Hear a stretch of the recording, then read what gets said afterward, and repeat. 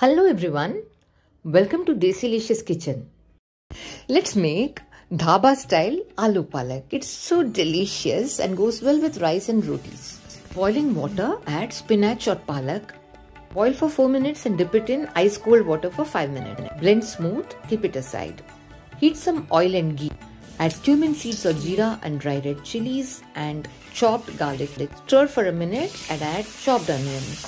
Stir until the onions turn golden brown and now add ginger garlic paste.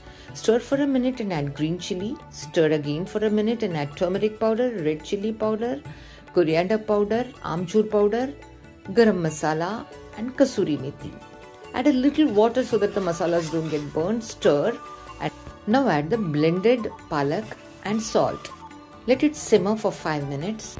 Add boiled potatoes and let it simmer for 5 more minutes. Now switch off the flame and add ghee. That's it. Aloo palak is ready. Enjoy. Friends, hope you liked this video. If you did, hit the like button. And if you haven't subscribed to the channel, consider subscribing to Desilicious Kitchen. And leave us a comment. Thank you so much. See you soon with another video.